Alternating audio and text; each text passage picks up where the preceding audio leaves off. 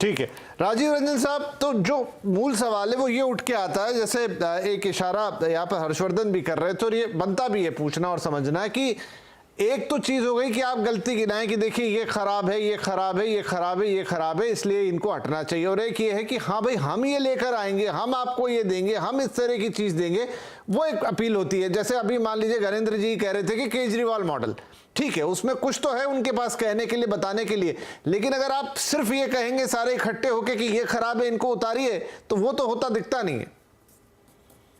देखिए, नरेंद्र मोदी जी मजबूत इसलिए दिख रहे हैं कि बिखरा हुआ विपक्ष है। ये विपक्ष अगर एकजुट होगा तो मोदी जी के खिलाफ देश में एक वातावरण बन रहा है, एक अंडर करंट है।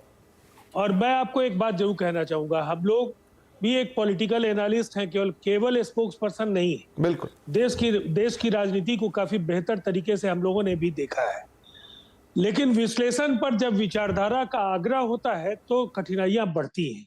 हमारा ये मानना है स्पष्ट तौर पर कि आप पूरे देश में महंगाई और बेरोजगारी दो ऐसे सवाल हैं।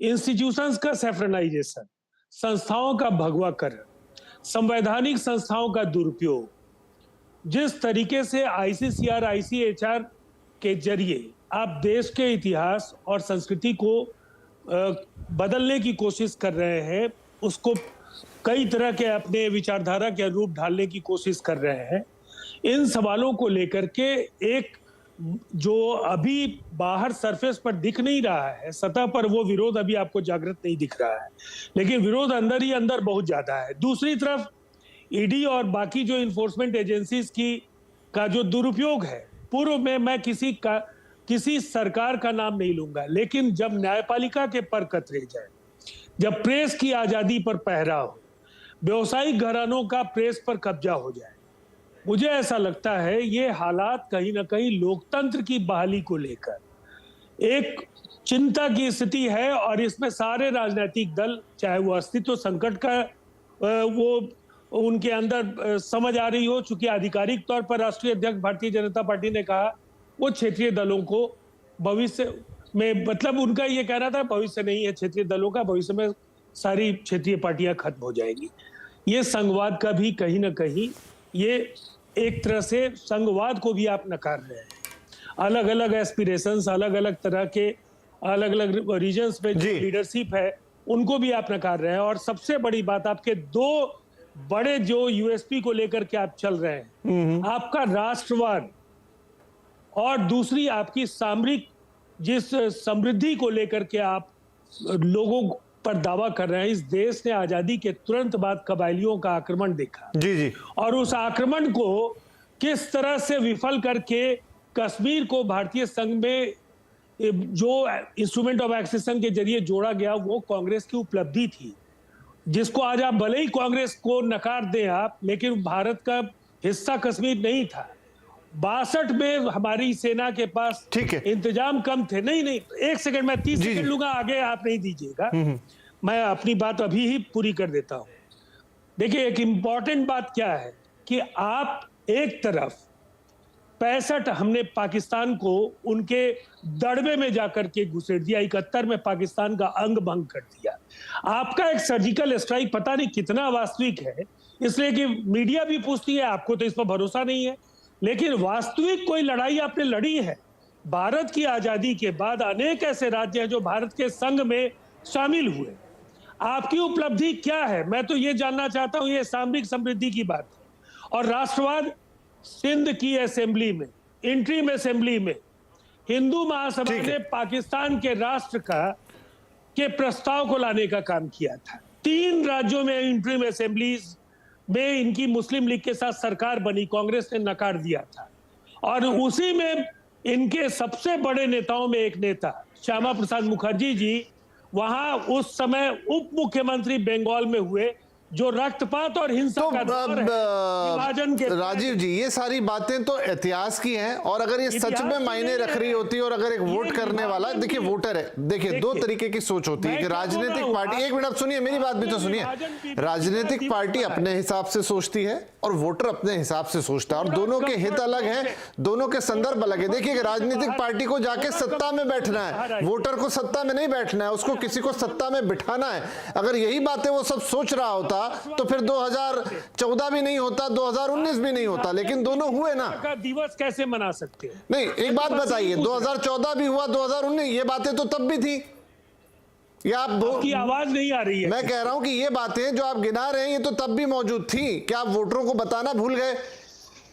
ये आज इतनी प्रासंगिक कैसे हो जाएंगी कि इनके आधार पे सब कुछ बदल जाएगा? ये मुझे लगा कि सवाल पूछना चाहिए। फिर भी को बदलने की साजिश आप कर रहे हैं। क्या, किसकी साजिश? मैंने आपको नहीं कहा, भारतीय जनता पार्टी को कहा। ठीक है, चलिए सैयद जफर इस्लाम साहब, वो मैंने कहा। इस्लाम साहब, गरिंद भाई आ रहा हूं आप ही के पास आऊंगा, इसके बाद इस्लाम साहब। मैं देखिए, अब ये क्या है, राजीव रंजन जी अच्छे इंसान हैं, मेरे दोस्त भी हैं, लेकिन उनके पास आज कुछ बोलने को नहीं है, तो इतिहास खंगाल रहे हैं जिसका कोई यहाँ पर लेना देना नहीं है। हकीकत तो यह है कि एक सवाल मैंने उठाया था, आज के परिप्रेक्ष्य में देखिए, और वर्तमान में हम जीते हुए एक सवाल, छोटा सा सवाल उठाया है कि अभी आपके प्रवक्ता ने कहा केजरीवाल मॉडल ऑफ गवर्नेंस, और मेरा सिंपल सा सवाल था कि उन्होंने प्रोजेक्ट किया केजरीवाल को as potential candidate for prime ministerial candidate. तो मैं सवाल कर रहा था इनसे कि इधर उधर की बातें मत कीजिए, इतना इतिहास खंगालिए मत, सीधे यहाँ पर एक सवाल पे, क्या आपकी सहमति है उनके जो गवर्नेंस मॉडल पे सहमति है, और क्या आप उनका चेहरा जो प्रोजेक्ट कर रहे हो उसमें आपकी सहमति है? एक सीधा साधा सवाल, लेकिन किसी ने जवाब नहीं दिया। उसका कारण सवाल एंकर को कारण मैंने किसी को भाई, ये भूमिका तो एंकर मैंने किसी के, अरे भाई, मैं तो एक सवाल, यहां से सवाल उठ रहा है। मैं तो एक छोटी सी बात कही थी, मैंने किसी पॉलिटिशियंस के बारे में, किसी लीडर्स के बारे में नहीं कहा था कि वो मेंढक है। ये ऐसी छोटी और ओछी सोच जो कांग्रेस वाले हैं, इसीलिए जनता उनको नकारती। मैंने एक मिसाल दिया था कि जिस तरह से दे ड्रैग इट, ऊपर कोई चढ़ रहा उसको नीचे ड्रैग करते हैं, उसी वही मिसाल है कि जब भी कोई अपने आप को प्रत्याशी के तौर पर सामने रखता है तो अपने ही वाले उनके जो जिनसे एकजुटता की बात कर रहे हैं वही उनको नीचे खींच देते हैं। ऐसी बात का है, एक कॉन्टेक्स्ट में, एक मिसाल पे बोला, लेकिन ओछी सोच, झोटी समाज को तोड़ने वाली सोच। चलिए जफर साहब, वो छोड़ दीजिए बात, क्योंकि फिर दूसरी जगह चली जाएगी हमारी डिबेट। पार्टी की सोच, तो मैं इसलिए इस तरह की बातें करते हैं। हकीकत है क्या कोई ऐसा लीडर नहीं है जो किसी को, जो आदरणीय प्रधानमंत्री जी को चुनौती दे, और इसलिए नहीं कह रहा हूं कि कोई अब इससे बड़ी बात कह रहे चुनौती, इसलिए कि सबके दामन में दाग कहीं ना कहीं है, या फिर उन लोगों ने ऐसे काम किए हैं। अब जैसे अभी कैसे नीतीश कुमार जी को, अब हम तो नहीं कह रहे भाई, आप ही लोग मीडिया वाले चलाते, पलटू मार, कलटू मार, क्या क्या बोलते हैं। केजरीवाल जी के बारे में, भ्रष्टाचारी Kejriwal ji India against corruption के दामन को साफ दिखा के आए थे, आज सब तरफ से भ्रष्टाचारी कर रहे हैं। तो कांग्रेस, राहुल गांधी जी, टॉप के सभी लीडर्स को देखिए, तो कुछ ना कुछ उनमें जो है देश की जनता की नजर में है कि कहीं ना कोई बेल पे है, कोई जेल में है, कोई कन्विक्टेड है, कोई किसी करप्शन में है।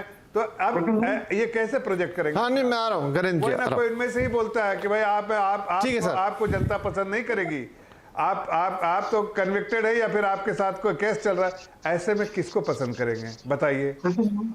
ठीक है, गणेंद्र जी करना पड़ेगा। अगर यहाँ बोल देते ठीक है, केजरीवाल मॉडल ऑफ गवर्नेंस है, ठीक है सर, ठीक है, उनका काफी देर से बोलना चाह रहे हैं। गणेंद्र जी, विपिन जी, देखिए, मैं जफर इस्लाम साहब की दो बातों को तो जवाब देना चाहूंगा।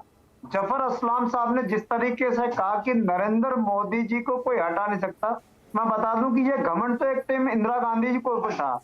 इंदिरा गांधी भी कहती थी कि इंदिरा इज इंडिया, इस देश के लोगों ने इंदिरा गांधी को भी सत्ता से हटाने नहीं, वो का खुद काम नहीं करा कहती था। थी मेरे ख्याल और से। अहंकार तो रावण का भी नहीं रहा, अहंकार तो रावण का भी नहीं रहा, तो नरेंद्र मोदी, अमित मैंने शाह, बड़े साफ आपका लफ्जों भी में अहंकार कहा। बहुत जल्दी ये देश के लोग खत्म करेंगे।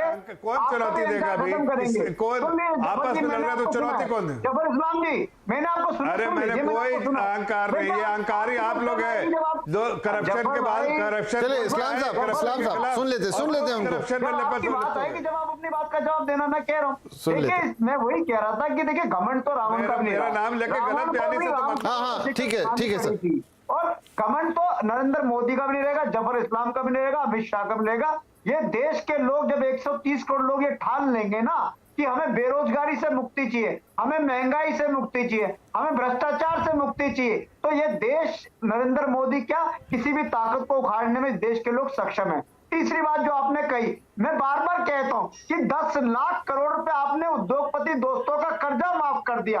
अगर उसकी सीबीआई जांच हो जाए, उसकी ईडी जांच हो जाए, ईमानदारी से निष्पक्ष जांच हो जाए, तो आपके नरेंद्र मोदी से लेके अमित शाह से लेके तमाम नेता जेल की सलाखों के पीछे होंगे। अगर इस बात की जांच हो जाए कि ऑपरेशन लोटस के तहत आपने जो 277 विधायक आज तक खरीदे हैं, उसका पैसा कहां से आएगा, अगर इसकी ईमानदारी से जांच हो जाए तो आपके सारे शीर्ष नेता जेल में होंगे। और आप लोग जो इन्वेस्टिगेशन एजेंसीज का जिस तरीके से दुरुपयोग कर रहे हो, आज जफर इस्लाम साहब सीबीआई से भी बढ़ के हो गए, कह रहे भ्रष्टाचारी है। अरे आप कौन होते हो भ्रष्टाचारी कहने वाले?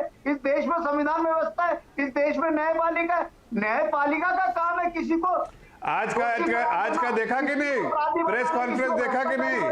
आज आप स्टिंग ऑपरेशन नहीं देखा? आपको किसने राइट दे दिया कि आप किसी भी नेता को भ्रष्टाचारी कह दोगे?